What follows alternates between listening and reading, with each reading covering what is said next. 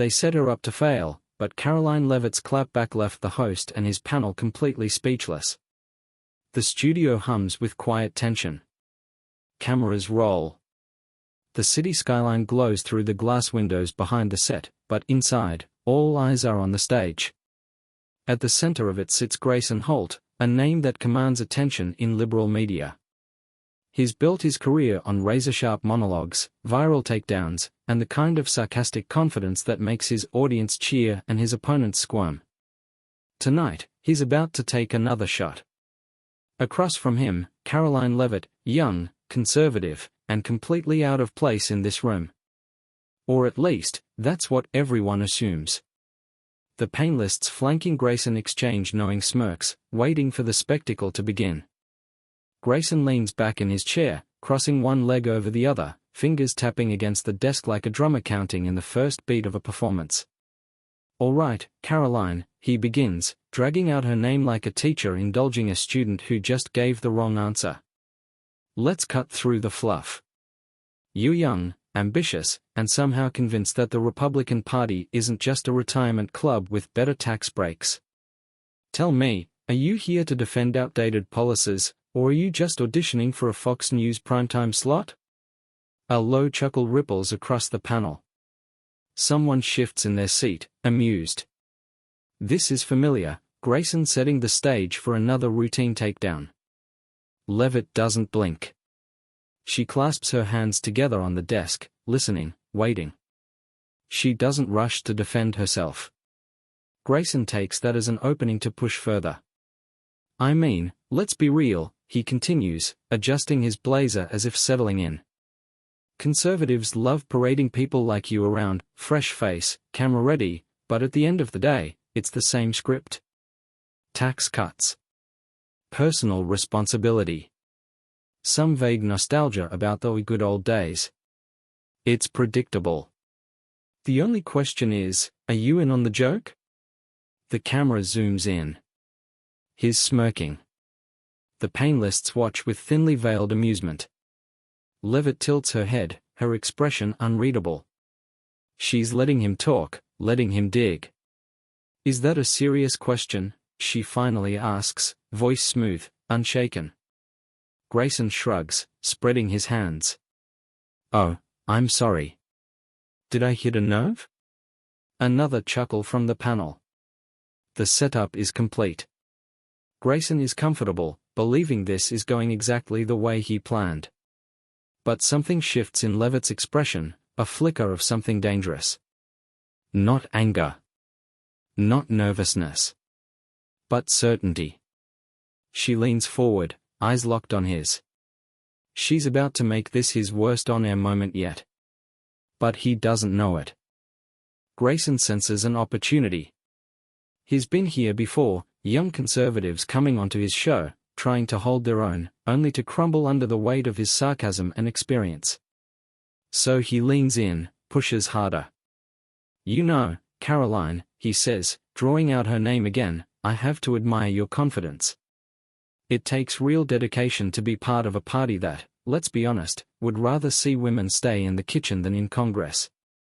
The panel erupts in laughter. Even the camera crew chuckles. It's a clean hit. Leavitt's face doesn't change. Not a twitch. Grayson notices but assumes she's just keeping up a front. He keeps going. "And I have to ask," he continues, feigning curiosity, "do you actually believe what you say, or is this just a long-term grift? You know, say the right things, keep the donors happy, maybe land a cushy gig as a pundit when this all falls apart?" One of the panelists, a journalist from an online progressive outlet, smirks and jumps in. "Let's not forget the GOP playbook," she adds, shaking her head. "Find someone young, marketable, and willing to repeat the same tired policies in a fresh package. Honestly, Karoline, do you ever feel like they're just using you?" Another round of laughter. The rhythm of the attack is picking up. Grayson sees his chance to land the knockout. "I mean, look at your position, Karoline. You're out here defending a party that fights against diversity initiatives while parading you around as their youthful, modern face. Do you see the irony? Or are you contractual obligated to ignore it? The panelist next to him chimes in, laughing. Come on, Grayson, don't be mean. Maybe she actually believes all this. Grayson grins.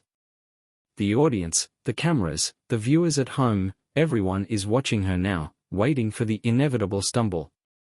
But Leavitt still doesn't blink. Instead, she shifts slightly in her seat, straightens her posture, and lets the laughter die out on its own. A full 2 seconds of silence. The energy in the room shifts. The moment is hers now. Then she exhales, tilts her head just slightly, and speaks. Are you finished? Grayson blinks. It's subtle, but the power just shifted. No one realizes it yet. The laughter dies faster than Grayson expected. He was sure he had her. The audience had been on his side. The panel had backed him up. So why does it suddenly feel like he's lost control of the room? Leavitt leans forward slightly, keeping her hands on the table, her expression unreadable. She's not flustered, not angry, just certain. Are you finished? She repeats, voice even. Grayson forces a chuckle, shaking his head. Oh, Karoline, don't get all dramatic. It's just. No, really, she cuts in, her tone so calm it's unsettling. Are you finished? Because I want to make sure I let you get all your little rehearsed jabs out before I respond. The room tightens. Grayson's smirk falters just for a fraction of a second. The panelists shift. The camera crew, suddenly aware that something real is unfolding, instinctively adjusts their angles. They weren't expecting this. Leavitt tilts her head, not smiling, not frowning, just watching. Then she speaks. See, Grayson, this is what you do. You set people up with smug little sound bites, get your panel to laugh, and then expect your guest to stumble, get defensive, or shrink. And usually, it works. But here's the problem, you didn't do your homework on me. Grayson lets out a dry laugh. Oh, believe me, Karoline, I. No. You didn't, she interrupts, voice steady. Because if you had, you'd know I don't fold. And I certainly don't let people like you define me. The room is dead silent now. Grayson sits up a little straighter. For the first time, he's not in control.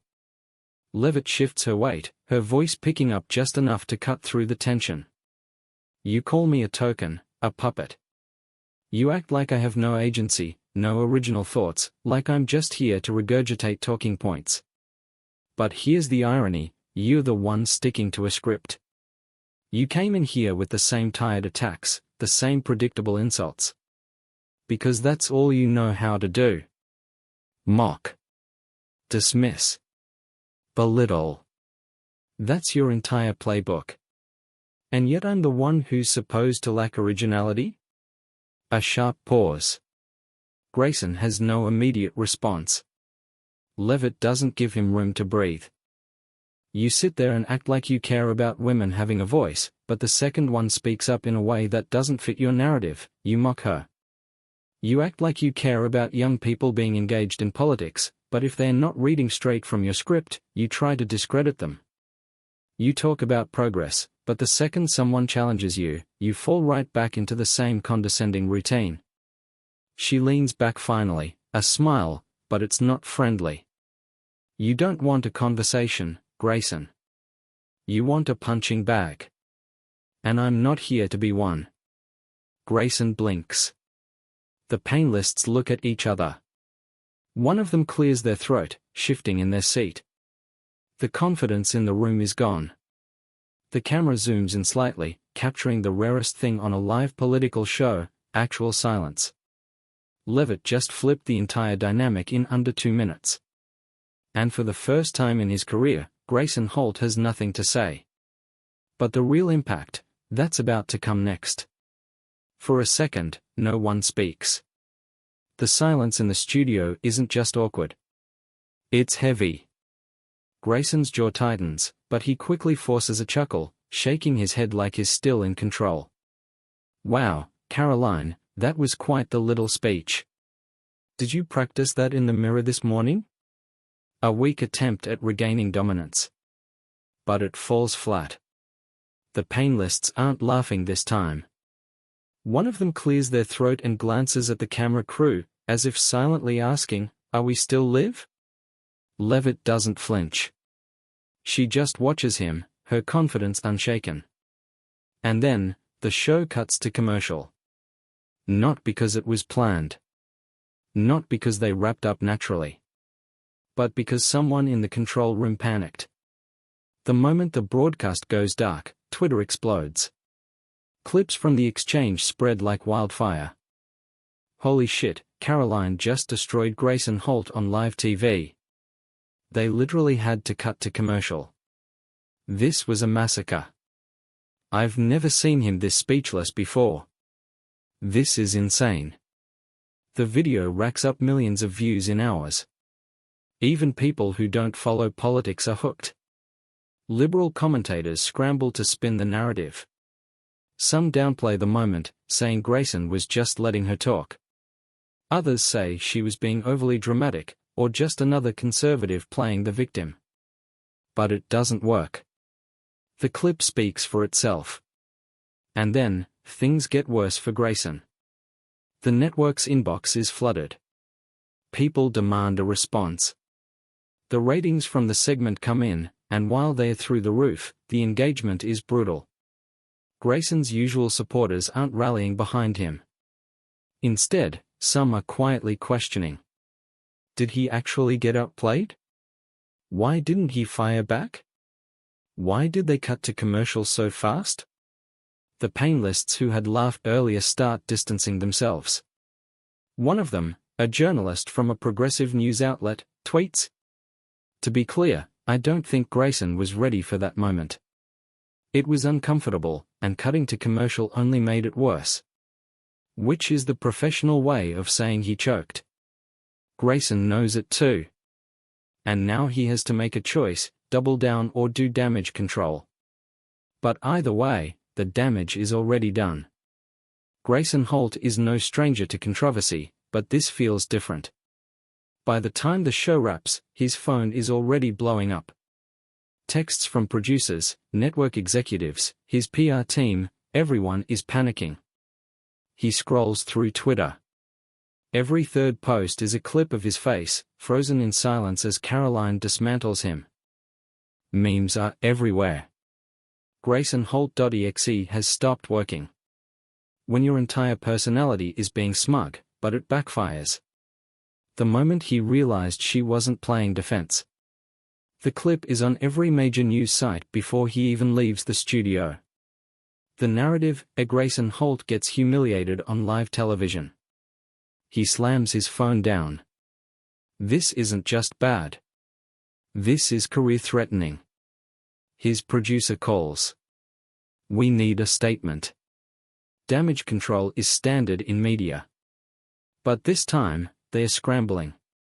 The plan? Frame it as Grayson being gracious, giving Karoline a platform to share her perspective. Minutes later, his PR team puts out a tweet from his account.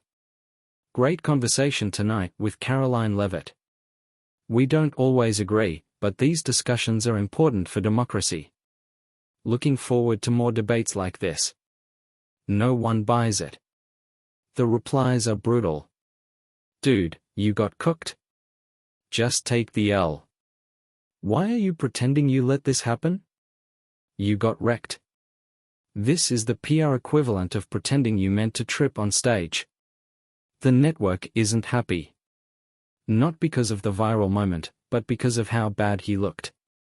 One executive schedules an emergency meeting. There's talk of restructuring the panel format to avoid another disaster like this. A leaked email circulates online. It's from an unnamed producer at the network. "We should have cut to commercial sooner. This was a disaster." The leak only makes things worse. Now people know the commercial break wasn't routine. It was a panic move. Grayson Holt was losing so badly, they had to pull the plug. And now everyone is talking about it. Meanwhile, Karoline is doing nothing. No frantic tweets. No press statements. No victory lap. Just a single post on her account. Let people say what they want. The truth always speaks for itself. The simplicity of it makes it hit even harder. By the next morning, it's Grayson Holt's reputation that's hanging in the balance. But the true impact? That's about to hit even harder. By the next morning, Grayson Holt is everywhere. But not in the way he's used to. Cable news shows are analyzing the moment. Political commentators, both left and right, are picking apart why he failed. Some liberal hosts tried to downplay it. It wasn't that bad. He just let her talk too long. But others aren't so kind. This is what happens when you get too comfortable attacking people instead of debating them. The real hit, though? Late-night comedians. One show plays the clip, pausing right on Grayson's stunned silence. Folks, this is the look of a man realizing his entire personality is collapsing in real time. The audience roars with laughter. Even his own fans can't spin this one. Some try. But the replies bury them under a pile of memes and undeniable facts. She doesn't just win the argument. She becomes the story. Conservative media calls it one of the greatest takedowns in TV history. Clips of her response flood social media. But something bigger is happening. The narrative around her is shifting. She's no longer just a young Republican trying to make a name for herself. She's the woman who walked into a hostile room and walked out untouchable. And that's when the invitations start pouring in.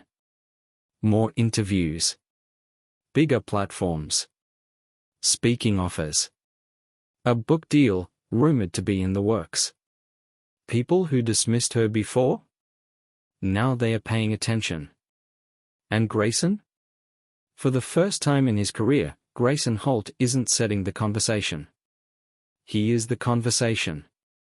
His show's ratings spike, but not in a good way. People are watching, waiting for him to mess up again. The network is getting nervous. Executives schedule a reputation strategy meeting.